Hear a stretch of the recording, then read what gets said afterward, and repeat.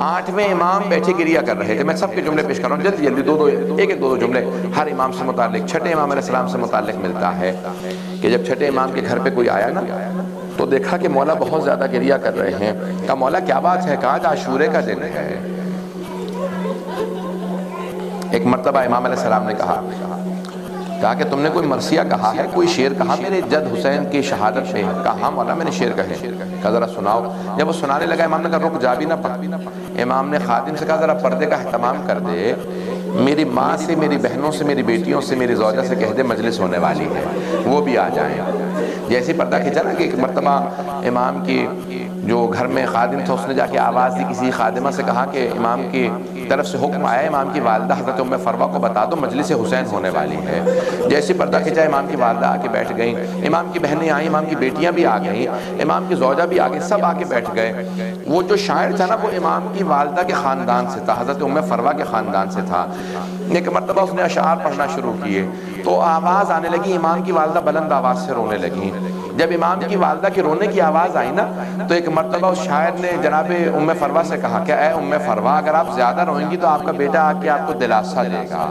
وہ کیونکہ امام کی والدہ کے خاندان سے تھا, بھانجا تھا ظاہراً, تو اس نے کہا اے بی بی ام فروہ اگر آپ زیادہ روئیں گی نا تو آپ کا بیٹا امام صادق آپ کو آ کے دلاسا دے گا, گلے سے لگائے گا, آپ کے آنسوؤں کو صاف کرے گا, اگر آپ کے ہوش ہو کے گر گئی تو پانی پلائے گا. لیکن ام فروہ جب آپ کی پھپھیاں روتی تھیں انہیں شمر تازیانے مارتا تھا, انہیں پانی نہیں دیا جاتا تھا. ایک مرتبہ امام نے کہا الباب الباب دروازہ بند کر دو. سارے مدینے والے دروازے پہ آ کے جمع ہو گئے تھے. امام نے کہا دروازہ بند کر دو. کسی نے پوچھا مولا دروازہ کیوں بند کر دے گا؟ میرا بیٹا بے ہوش ہو کے گر گیا ہے. میرے جد حسین کی مجلس میں میرا بیٹا موسیٰ کاظم بے ہوش ہو کے گر گیا ہے. دیکھا تو امام نے نام نہیں لیا, امام نے کہا میرا بیٹا بے ہوش ہو کے گر گیا. دیکھا تو امام کے صاحبزادے امام موسیٰ کاظم بے ہوش تھے. کہا کیا بات ہے؟ کہ میں اپنے جد کے مصائب کو برداشت نہیں کر پاتا. بس میں جب آپ روتے ہیں تو کوئی پابندی تو نہیں نا آپ کے رونے پہ, آپ کو کوئی روکتا تو نہیں ہے کہ مت گریہ کیجئے گا. امام رضا کے چند جملے پیش کروں گا. امام رضا بھی بیٹھے تھے. ایک مرتبہ ریان ابن شبیب امام کے صحابی ہیں آئے. کہا پوچھا مولا کیا بات ہے, اتنے افسردہ کیوں ہیں, آنکھوں میں اتنے آنسو کیوں ہیں مولا, آپ کی پوری ریش مبارک تر ہو گئی ہے.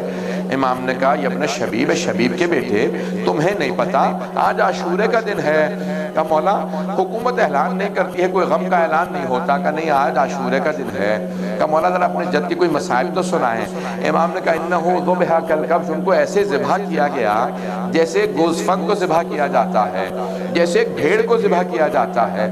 یہ روایت بڑی مستند روایت ہے, اس میں کوئی بھی شک نہیں کہ امام نے فرمایا ہے. علماء نے بڑی بحث کی امام نے کیوں کہا ایسے ذبح کیا جیسے گوزفند کو ذبح کرتے ہیں. آپ نے دیکھا ایک بھیڑ کو جب ذبح کرنے لگتے ہیں تو اس کے ہاتھ پاؤں باندھ دیے جاتے ہیں. امام حسین کے ہاتھ پاؤں باندھے نہیں گئے تھے. پھر امام نے کیوں شبیہ دی ہے؟ پھر دیکھیں جب رسول خدا نے کہا نا علی اسد اللہ, علی شیر خدا ہے, تو وجہ شباہت جو ہے وہ شجاعت ہے. یہاں پہ بھیڑ سے کیوں تشبیہ دی ہے اس پہ بڑی بحث ہے. کہ جیسے بھیڑ کو ذبح کیا جاتا ہے ویسے ذبح کیا گیا امام حسین کو. بھئی امام حسین کے ہاتھ پاؤں باندھے نہیں گئے تھے, کیوں امام رضا نے تشبیہ دی؟ جب بھیڑ کو ذبح کیا جاتا ہے نا تو اسے پہلے پانی پلا دیا جاتا ہے. امام حسین کو پانی نہیں پلایا گیا تھا. پھر کیوں کہا امام رضا نے جیسے ایک بھیڑ کو ذبح کیا جاتا ہے؟ کہتے ہیں جب ایک بھیڑ کو ذبح کرنے لگتے ہیں نا تو اسے دوسری بھیڑوں سے چھپا دیا جاتا ہے, چھپا کے ذبح کیا جاتا ہے. امام حسین کو چھپا کے ذبح نہیں کیا گیا تھا, بہن 70 قدم کے فاصلے پہ کھڑی دیکھ رہی تھی. پھر کیوں کہا امام رضا نے ایسے جیسے گوزفند کو ذبح کیا جاتا ہے؟ مولا کیوں کہا؟ تو علماء کہتے ہیں بس ایک ہی وجہ ہے جو امام رضا نے کہی. جب کوئی ایک بھیڑ کو ذبح کرنے لگتا ہے نا تو کوئی روکنے والا نہیں ہوتا, کوئی نہیں کہتا مت مارو اس بھیڑ کو, مت ذبح کرو, ارے تم بھیڑ کو ذبح کیوں کر رہے ہو, کوئی نہیں کہتا بھیڑ کو ذبح مت کرو. امام رضا کہتے ہیں جیسے ایک بھیڑ کو ذبح کیا جاتا ہے ہمارے جد کو ایسے ذبح کیا, کوئی روکنے والا نہیں تھا. مت مارو حسین کو, یہ زہرا کا لال ہے, یہ نواسہ رسول ہے. بس ایک بہن کھڑی تھی جناب زینب, بار بار دامن پھیلا کے کہتی تھی اما فیکم مسلم, کہ تمہارے درمیان کوئی مسلمان نہیں, یہ تمہارے نبی کا نواسہ ہے. میری ماں نے چکیاں پیس کے پالا تھا. مت مارو حسین کو. اجرکم اللہ۔ امام رضا علیہ السلام فرماتے ہیں مجھے اپنے جد کا بہت زیادہ غم ہے، میری پھپھیاں کھڑی دیکھ رہی تھی۔ میں ایک سوال کروں اپنی ماؤں بہنوں سے، اگر آپ کے سامنے آپ کے بچے کو کوئی تماچا بھی مار دے آپ سے برداشت نہیں ہوگا؟ جناب زینب کی آنکھوں کے سامنے ایک مرتبہ شمر نے ہاتھ میں خنجر لیا، جب سر سے امامہ اتارا جناب زینب نے کہا بھیا، امام حسین نے کہا یا زینب ارجعی الی الفسطیٰ، زینب خیمے میں واپس چلی جاؤ، آپ سے برداشت نہیں ہوگا۔ لیکن جناب زینب نے رخ نہیں پھیرا۔ جب اس نے خنجر چلایا امام حسین نے کہا او شمر مجھے مت مار، میں تیرے نبی کا نواسا ہوں، میں زہرا کا لال ہوں، میں علی کا بیٹا ہوں۔ اس نے ایک مرتبہ سیدھا کیا، پھر سامنے سے گلا کاٹا۔ امام زمانہ کہتے ہیں میرا سلام ہو میرے جد حسین پہ، وَالشِّمْرُ جَالِسٌ عَلَىٰ صَدْرِهِ، جب شمر سینے پہ سوار تھا، آخذ بِلِحْيَتِهِ، ان کی داڑھی کو پکڑ رکھا تھا۔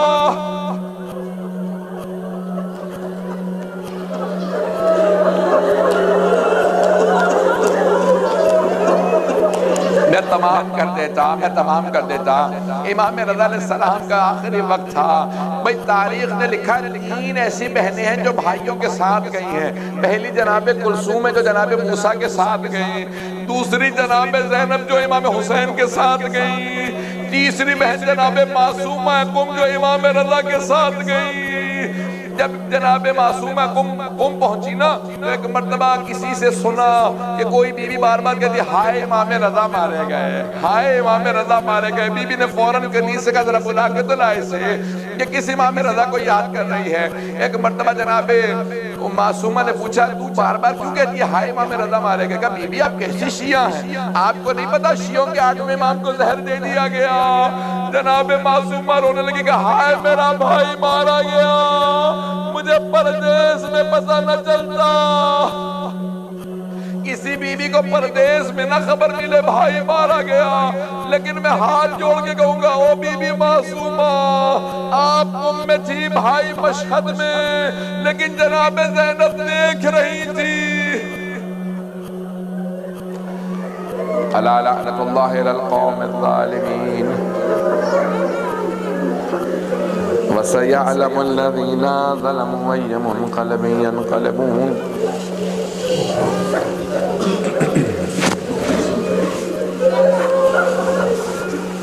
میں نے تمام کر دیا۔ جب جناب زینب مدینے واپس آئی نا تو روایت کے الفاظ ہیں بی بی سب سے پہلے اپنے نانا کے روضے پہ گئی۔ ہاتھوں کو بلند کیجئے گا، مختصر سے دعا کرواؤں گا، ہاتھوں کو بلند کر کے میری طرف اگر دیکھ سکے تو دیکھیے گا۔ میں آپ لوگوں کو نہیں دیکھ پاتا اس وقت، لیکن اگر آپ دیکھ سکے تو دیکھیے گا۔ جب جناب زینب آئی نا نانا کے روضے پہ، بی بی نے بلند آواز سے رو کے کہا نانا، دونوں ہاتھ دروازے پہ رکھے روضہ رسول کر، بلند آواز سے کہا یا جدہ انی ناعیت الیک بولدک الحسین، نانا میں آپ کے نواسے حسین کی سنانی لے کے آئی۔ نانا میں 70 قدم کے فاصلے پہ کھڑی دیکھ رہی تھی۔ نانا جب شمر نے خنجر چلایا میں 70 قدم کے فاصلے پہ تھی۔ روایت کے الفاظ ہیں کہ مدینے والے اتنی بلند آواز سے رو رہے تھے کہ جناب زینب کی آواز نہیں آ رہی تھی، بی بی کی آواز دب گئی تھی۔ لوگ چیخے مار مار کے رونے لگے ارے حسین کو اس طرح سے مارا گیا، سارا مدینہ رو رہا تھا، بی بی کی آواز دب گئی، بی بی خاموش ہو گئی۔ جب سب خاموش ہوئے نا تو بی بی نے ایک جملہ کہا نانا اگر نامحرموں کا مجمع نہ ہوتا میں اپنی کلائیوں سے چادر ہٹاتی، نانا میں اپنے بازوؤں کے نشان دکھاتی، نانا میں آپ کو بتاتی آپ کی امت نے مجھے کتنے تازیانے مارے۔ بس بھئی سارا مدینہ رونے لگا، بی بی آپ کو تازیانے مارے گئے، علی کی بیٹیوں کو اجرکم اللہ اجرکم اللہ۔ بس بھئی بی بی نے ایک مرتبہ کہا امام سجاد سے بیٹا سجاد مجھے کچھ دیر کے لیے ماں کی قبر پہ لے چلے۔ صرف امام معصوم جانتے ہیں جناب سیدہ کی قبر کہاں ہے، دوسروں کو جاننے کی اجازت نہیں۔ امام سجاد نے کہا باقی سب لوگ گھر چلے جائیں، میں اپنے پھپھی کو کچھ دیر کے لیے اپنی دادی کی قبر پہ لے جاؤں۔ جب لے کے آئے نا کہا پھپھی اماں یہ میری دادی کا روضہ ہے۔ جناب زینب نے ایک مرتبہ سامان کھولا، جناب سید الشہداء کا کرتا نکالا اور جناب سیدہ کی قبر پہ بچھا دیا. قبر پہ بچھا کے ایک جملہ کہا اماں یہ آپ کے حسین کا کرتا ہے. ایک مرتبہ قبر پہ زلزلہ سا آنے لگا, محسوس ہوتا تھا جیسے قبر میں کوئی تڑپ رہا ہے. جناب زینب نے رو کے کہا اماں برداشت نہیں ہوا آپ سے, اماں آپ نے کرتا دیکھا ہے, میں نے لاشا پامال ہوتے دیکھا ہے. علماء کہتے ہیں کہ ایک خاتون اپنے باپ سے اپنی مصیبت چھپا سکتی ہے, اپنے مصائب کو اپنے بیٹوں سے چھپا سکتی ہے, بھائیوں سے چھپا لے گی, لیکن جب ایک خاتون اپنی ماں سے ملتی ہے نا تو چھپا نہیں پاتی. جیسے ہی جناب زینب آئی نا ماں کے روضے پہ تڑپنے لگی کہ اماں اماں میں 70 قدم کے فاصلے پہ کھڑی تھی, اماں جب شمر نے حسین کے بالوں میں ہاتھ ڈالا. بی بی بہت تڑپی, بہت روئی. امام سجاد نے پھپھی کا بازو تھاما. آخری مجلس ہے نا اس لیے میں پڑھ رہا ہوں, اب اگر برداشت کر پائے میں بڑے سخت میں کہنے والا ہوں آگے, اگر دیکھ سکے تو دیکھیے گا. امام سجاد نے پھپھی کا بازو تھاما کہ پھپھی اماں بس کیجئے. اٹھایا کہ گھر چلیں. کہاں لے کے آئے؟ اپنے گھر لے آئے, امام حسین کے گھر لے کے آئے. جب گھر لے آئے نا تو جناب زینب نے ہر بی بی سے پرسہ لیا, سب کو پرسہ دیا, بتایا کیا کچھ ہوا. بس ایک مرتبہ جناب عبداللہ ابن جعفر طیار نے بلا بھیجا کہ سید سجاد اپنی پھپھی سے کہو گھر واپس آ جائیں. آپ کو پتا ہے جب جناب زینب کے سامنے لاشیں لائے گئے تھے, جناب اون محمد کی بی بی نہیں روئی تھی, بی بی نے آنکھیں بند کر لی تھی. جب شام میں شہداء کے سر واپس آئے نا بی بی نے دوبارہ آنکھیں بند کر لی. جب جناب فضہ نے کہا نا بی بی بیٹوں سے ودا کر لیں, کہا فضہ میں علی کی بیٹی ہوں, صدقہ دے کے واپس نہیں لیتی, میں نے حسین کا صدقہ دے دیا. یہ جناب زینب نے بہن کی حیثیت سے نہیں کیا, امام وقت کے لیے اولاد کو قربان کیا تاکہ تاریخ میں کبھی بھی امام پہ وقت آئے ہر ماں اپنی اولاد کو قربان کرنے لئے تیار ہو. ایک مرتبہ بی بی نے شام میں بیٹوں کے لیے سروں کو دیکھا, آنکھیں بند کر لی. چہلوں پہ دوبارہ کربلا واپس آئیں, ہر قبر پہ گئیں, بیٹوں کی قبروں پہ نہیں گئیں. جب بیٹوں کی قبروں کے پاس سے گزری نا تو آنکھیں بند کر کے کہا اون محمد الوداع, اون محمد خدا حافظ, اون محمد ماں جا رہی ہے. بی بی ایک مرتبہ مدینے واپس آئی, نانا کے روضے پہ گئیں, بیٹوں کا کوئی تذکرہ نہیں کیا. ماں کی قبر پہ گئیں لیکن کہیں پہ بھی بیٹوں کا شکوہ نہیں کیا. بھائی کے گھر گئیں, بیٹوں کا ذکر نہیں کیا. لیکن آخر ماں تھیں, کب تک برداشت کرتے ہیں. جیسے جناب عبداللہ نے بلایا نا کہ گھر واپس آ جائیں, بی بی نے سر پہ برقع رکھا. جب چلنے لگی بی بی کا دل تڑپنے لگا, کلیجہ منہ کو آنے لگا, بی بی کے پاؤں لرزنے لگے.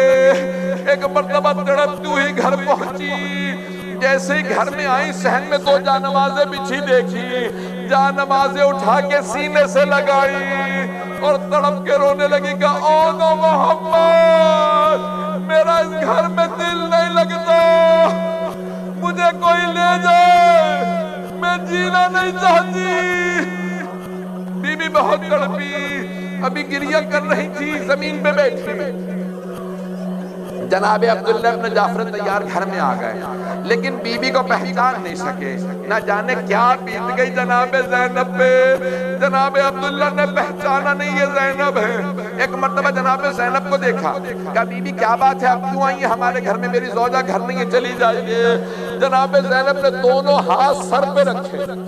ایک مرتبہ بلند آواز سے لوگوں کہا عبداللہ پہچانا نہیں, عبداللہ میں زینب ہوں, ہم لٹ گئے, برباد ہو گئے, عبداللہ اون محمد مارے گئے. نہ جانے جناب عبداللہ نے کیا دیکھا, زمین پہ گر گئے. بوڑھے بھی تھے, بیمار بھی تھے. ایک مرتبہ ہمت کر کے پھر اٹھے. جب دوسری مرتبہ زمین پہ گرے نا, جناب زینب سے رہا نہ گیا. پوچھا عبداللہ کیا بات ہے, بیٹوں کی شہادت برداشت نہیں ہو رہی. جناب عبداللہ نے دیکھا جناب زینب کے ہاتھ ابھی بھی سر پہ ہے.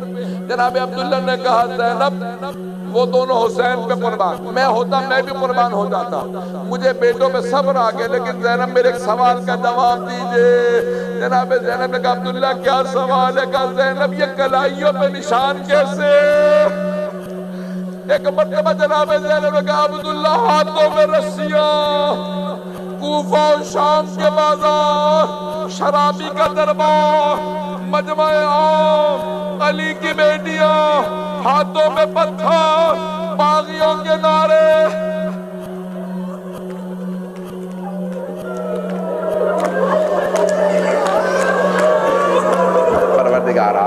چادر جناب زینب کا واسطہ امام زمانہ کے ظہور میں تعجیل فرما، دشمنان اہل بیت کو نیست و نابود فرما۔ بس بھئی یہ دعا نہیں کرا پاؤں گا، اب نہ مجھ میں پڑھنے کی طاقت ہے نہ آپ میں سننے کی طاقت ہے، بس بے آپ میں سننے کی طاقت نہیں۔ میں ایک صرف سوال کروں آپ سے، آپ نے کبھی اپنے کسی قریبی رشتہ دار کو 1 یا 2 سال بعد دیکھنے کے بعد پہچاننے سے انکار کیا کبھی؟ قریبی رشتہ دار کو پہچان نہ سکے ہوں، جناب عبداللہ پہچان نہیں سکے۔ امام سجاد فرماتے جتنی بیویاں کربلا گئی تھی نا، جب واپس آئیں تو پہچانی نہیں جاتی تھی۔ پوچھا مولا کیوں نہیں پہچانی جاتی تھی؟ کہ بال سفید ہو گئے تھے، کہ کمر ٹوٹ گئی تھی، ہر بیوی بیمار رہتی تھی۔ جب پوچھا امام سجاد سے جناب محمد حنفیہ نے کہ آپ کون ہیں، مجھے بار بار چچا کیوں کہتے ہیں؟ کہا چچا کیا آپ نے مجھے نہیں پہچانا؟ کہا نہیں میں نے آپ کو نہیں پہچانا، آپ کون ہیں؟ کہا چچا میں سید سجاد ہوں۔ جناب محمد حنفیہ نے کہا سجاد آپ 24 برس کے جوان ہیں، یہ آپ کی داڑھی سفید کیسے ہو گئی؟ کہا چچا شرابی کے دربار میں علی کی بیٹیاں کھڑی رہی، ماتم حسین